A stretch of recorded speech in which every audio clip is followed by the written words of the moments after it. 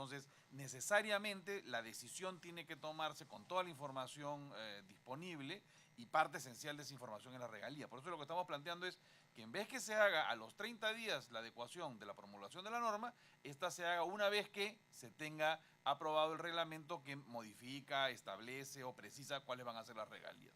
Como le digo, la gente, en nuestra opinión, las compañías en su mayoría van a acudir a Perú Petro a acomodarse a esta nueva norma, pero se requiere pues que la información esté disponible y completa, ¿no?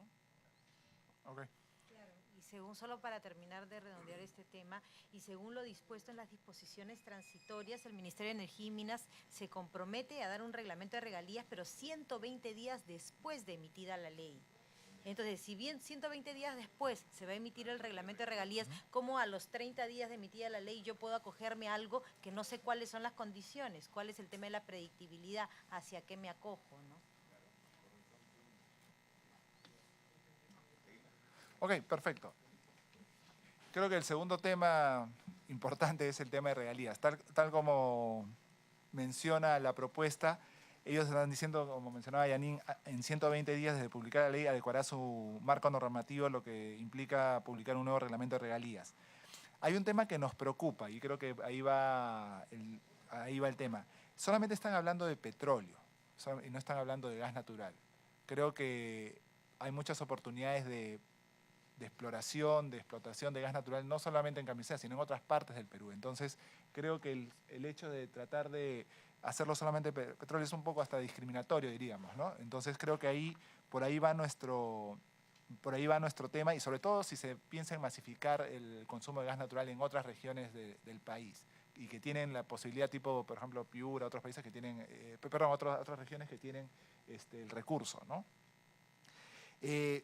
Además, esta negociación, como mencionábamos, se hará sobre la producción excedente, y lo que ha indicado Perú Petro, que todavía creo que siguen trabajando con el Ministerio en la propuesta, va a estar en función del tipo de hidrocarburo, el precio, nivel de producción, que es algo que ciertamente lo que ha sucedido es que antes estaba en niveles de producción, básicamente, pero no en función a los precios internacionales.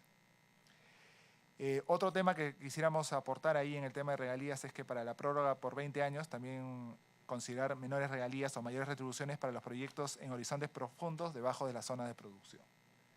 Entonces, creo que si ponemos estos cambios o estas pequeñas modificaciones, creo que harían mucho más fácil la labor hacia los contratistas, en general para todos, para promover la inversión. Sí, dime. Señor congresista, reforzando lo que ha dicho Igor, esta ley es una ley de hidrocarburos, ¿no? Entonces, una ley de hidrocarburos no puede ser discriminación entre crudo y gas por una razón muy simple. Cuando uno perfora un pozo exploratorio, no sabe qué va a encontrar, ¿no? No sabe qué va a encontrar, y realmente qué va a pasar con el gas natural o los líquidos de gas natural hacia adelante es algo que no sabemos. Dónde se va a encontrar, cómo se va a encontrar, diferentes características. Y lo que sí, el país tiene una política de masificación del gas natural. Entonces, si tenemos una política de masificación del gas natural, no podemos dejar de lado esta oportunidad que tienen todos los contratos vigentes, y además siempre va a haber el filtro, digamos, que la ley permita que todos los hidrocarburos puedan tener acceso a estos cambios, y siempre Perú Petro al final es el que va a revisar y va a ver, o sea, no es automático en este caso, ¿no? Pero es importante, yo creo, que se considere hidrocarburos, dado que hidrocarburos, cuando uno perfora, por ejemplo, va a haber perforación en el lote 108 y se puede encontrar gas natural o petróleo. Entonces, como uno no sabe, yo creo que lo mejor es considerar que es hidrocarburos en general, ¿no? Ok, el tercer punto es relacionado con la disponibilidad de los productos derivados de los hidrocarburos. En esta propuesta nosotros consideramos que ya existen los artículos que regulan este supuesto, en el sentido de que, por ejemplo, hay un tema en el artículo 43 que en caso de emergencia nacional, el Estado puede adquirir los hidrocarburos de los productores locales a precios internacionales.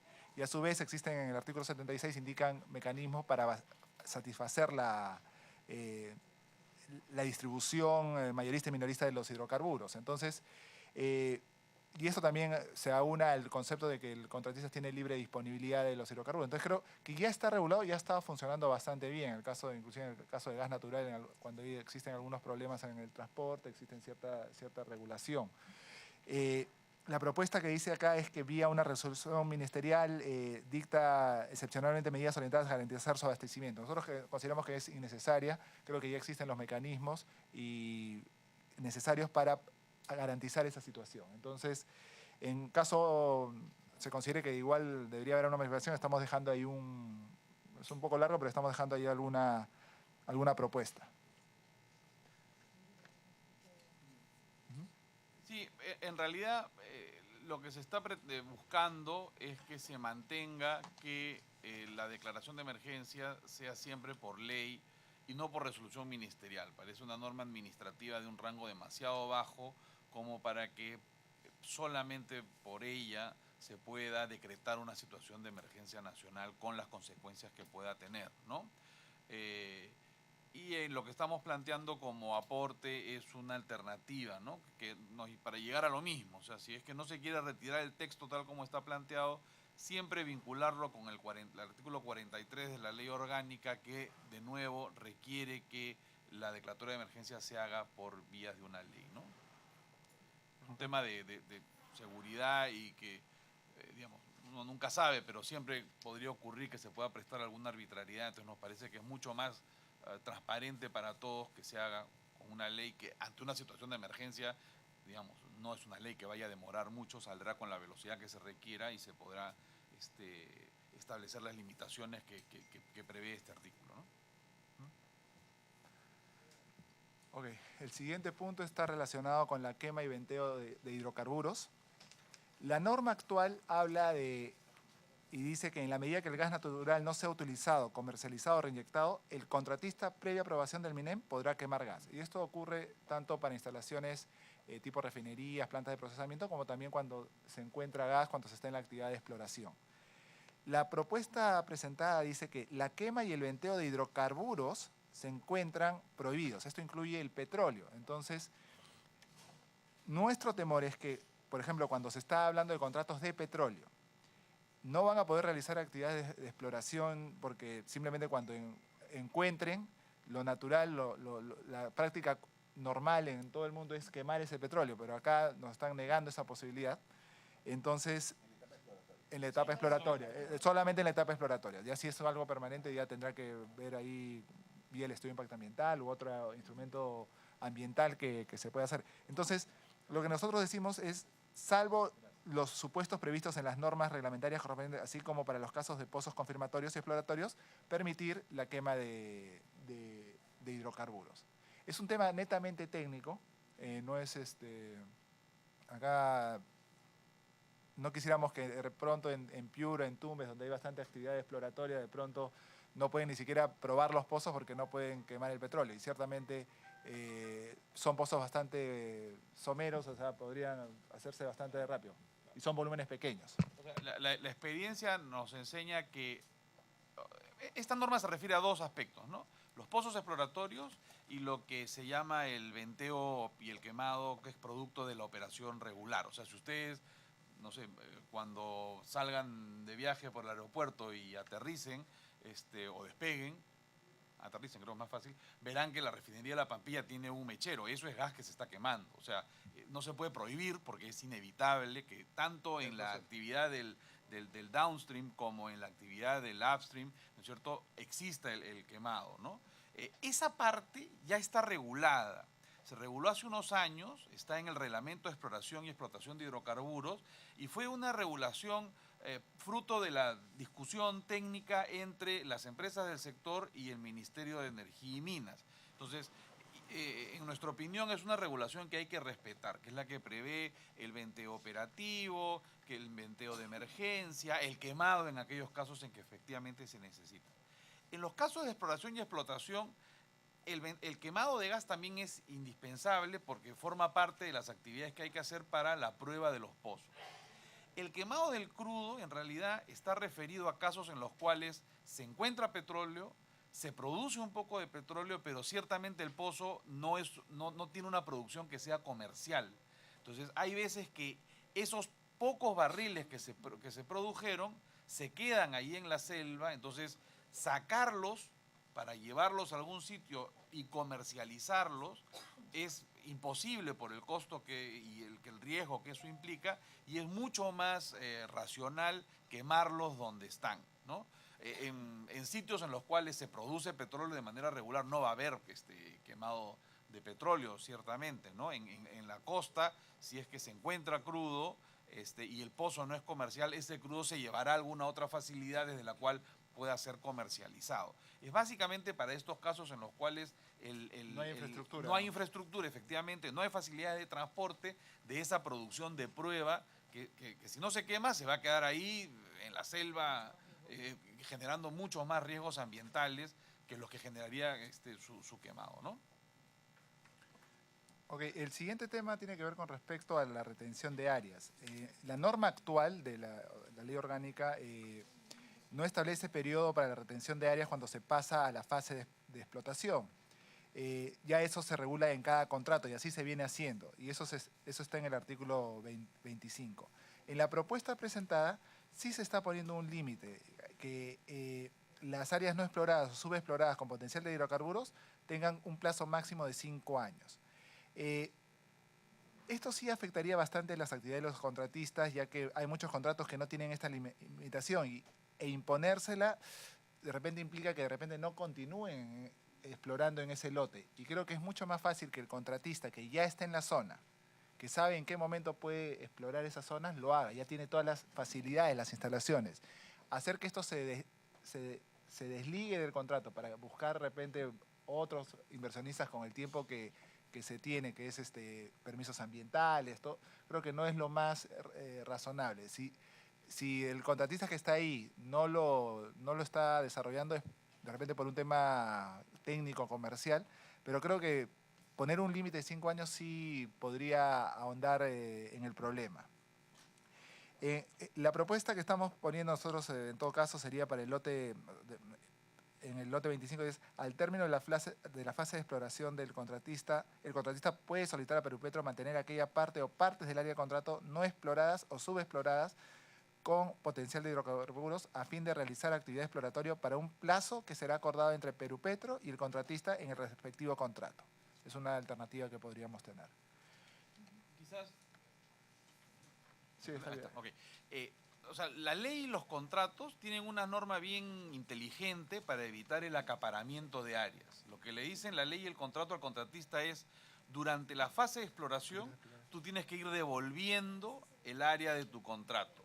¿Para qué? Para que si no te interesa esa área, el Estado pueda dársela a otro que sí esté interesado en invertir en esa zona. Entonces, en términos generales, cuando yo termino mi etapa de exploración, ya devolví el 50% del área. Entonces, lo que me dice el contrato es, si tú quieres mantener, y cuando has descubierto, cuando has hecho un descubrimiento comercial, solo te puedes quedar con los yacimientos que has descubierto y que estás produciendo, más un área de seguridad alrededor.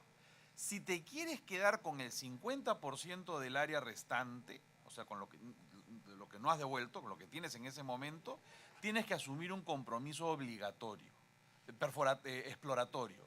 Ese compromiso exploratorio varía de contrato a contrato. Hay contratos, por ejemplo, en los cuales se dice usted puede mantener esta área por 10 años siempre y cuando explore o perfore un pozo exploratorio en cada año. Hay otros que son un poquito más laxos, y no es un año, son 2 años. Hay otros que no hacen referencia a pozos exploratorios, sino a UTES, a unidades de trabajo exploratorio. Entonces, hay un compromiso exploratorio adicional que asume el contratista para que pueda mantener esa área y eventualmente encontrar más petróleo. Si encuentra más petróleo, ese petróleo se incorpora a sus actividades de producción, petróleo o gas, por supuesto, ¿no es cierto? Y si no encuentra, en cualquier momento puede decidir, no, hasta aquí llegué con mi compromiso exploratorio, ahora sí devuelvo el área y me quedo solo con lo que estoy produciendo. Entonces, limitar esto a un plazo de 5 años es ponerle a Perupetro un corsé y al contratista también, porque debería depender mucho de las características del lote, de lo que se haya encontrado, y cerrarle la posibilidad de negociar un acuerdo más realista a las partes en este sentido, ¿no? Entonces creemos que con una norma de este tipo no se estaría alentando esa exploración adicional y un poco le estás diciendo al contratista, explora y una vez que encuentras, deja de explorar y siéntate solamente a producir, ¿no? Y creemos que ese incentivo por la exploración debería ser permanente en los contratos. Gracias. El siguiente punto es con respecto a la representación de Perupetro. La norma actual en el artículo 12 establece que los contratos de licencia, así como los contratos de servicios, se rigen por el derecho privado, siéndoles de aplicación los alcances del artículo 1357 del Código Civil. Ese es el artículo 12. Nosotros, un tema que siempre nos ha preocupado creo a todos los inversionistas, contratistas, es que preservar la seguridad jurídica de los contratos.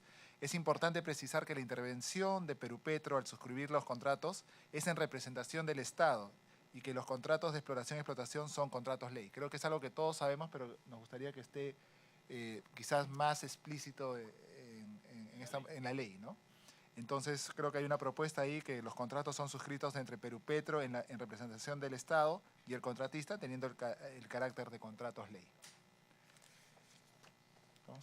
Y ahí efectivamente lo que establece la ley orgánica, cuando se creó en el 93, le delegó a Perupetro para que pudiera suscribir algo que disponía de los recursos que son de la nación y por tanto que administra el Estado.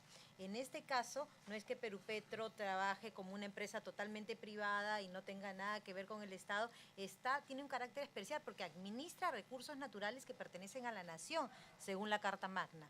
Por ende, cuando Perupetro suscribe un contrato de exploración y explotación, que además son contratos ley, lo está suscribiendo en representación del Estado. ¿Y por qué es importante aclarar esto? Porque son las garantías que doy yo a la contraparte, al privado. O sea, no está suscribiendo con cualquier privado, está suscribiendo con el Estado peruano y por tanto me da ciertas garantías desde tema de seguridad no jurídica, seguridad en mis instalaciones. Entonces, por eso, respetando el carácter de contrato ley y de que estamos disponiendo de recursos naturales, es importante que se establezca que cuando Perupetro suscribe un contrato de licencia o de servicios, lo hace en representación del Estado.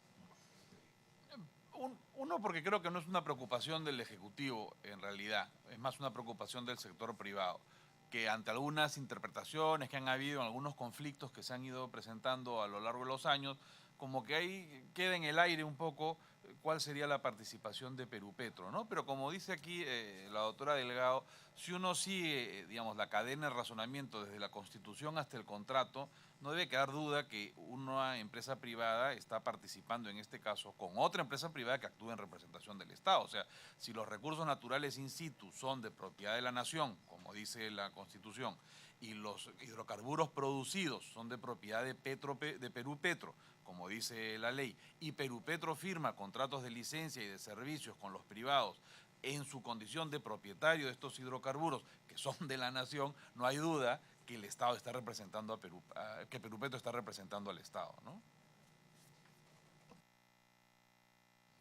Bueno, seguimos. El siguiente punto es con respecto a la ventanilla única. La norma actual no regula este aspecto.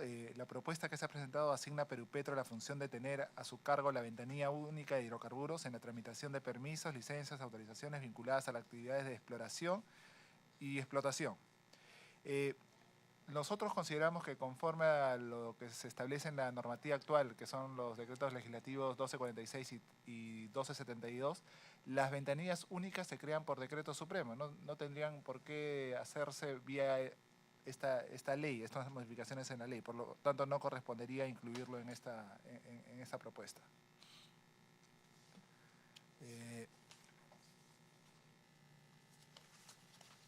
La lista de bienes. La famosa lista de bienes. Otra vez, la norma actual no establece supuesto alguno para actualizar la lista y eso se aplica a los contratos vigentes. La propuesta que ha hecho el Ejecutivo indica que la lista de bienes exonerada de todo tributo para la fase de exploración puede ser actualizada de oficio por los referidos ministerios o a solicitud del contratista o de Perupetro, mediante la norma del mismo rango. Creo que ahí nos preocupa el uso de la palabra actualizada, porque la lista porque la lista de bienes en sí forma parte de un régimen estabilizado de los contratistas. Y de repente cuando se usa la palabra actualizada puede modificar lo anterior. Entonces nosotros lo que estamos proponiendo es que la lista de bienes puede ser ampliada. Si es que se quiere tener un efecto promotor, usar la palabra ampliada para declarar explícitamente que estamos extendiendo el beneficio, ¿no? No, al contrario, podría ser contraproducente. Exactamente. Esa actualización podría ser para ambos lados. Sí, y este beneficio, perdón, solo rige para la etapa de exploración. Concluida la exploración, terminó el beneficio, ¿no? Eso es bien importante tenerlo en cuenta. No es un beneficio que vaya a acompañar los 40 años del contrato.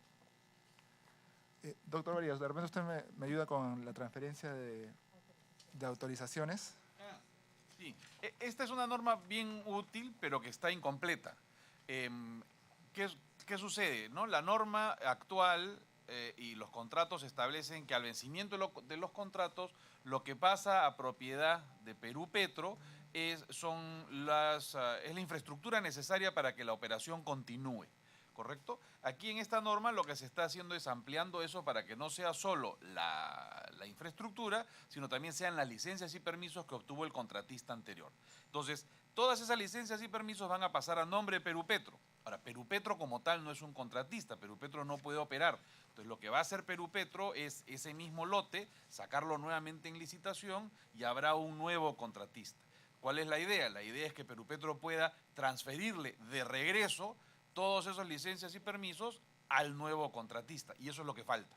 O sea, lo que dice la norma es que todo pasa donde Perú Petro y lo que estamos sugiriendo nosotros es que se incluya la parte final que diga y transferir de regreso al contratista esas mismas licencias y permisos, ¿no? Porque son permisos y licencias, nada más. ¿Cómo se llama?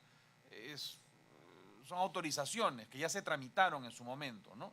Entonces ahí no habría ninguna razón para hacerlo a título oneroso. Normalmente la infraestructura sí pasa a título oneroso, eso no está en discusión, ¿no? Y es la experiencia también que tenemos en los lotes 3 y 4. Perú Petro vendió en 4 millones y en 3 millones de dólares los activos, el Z2B hay un alquiler que se paga, en el 192 me parece que también hay otro alquiler que se paga por estos activos, en fin, ¿no?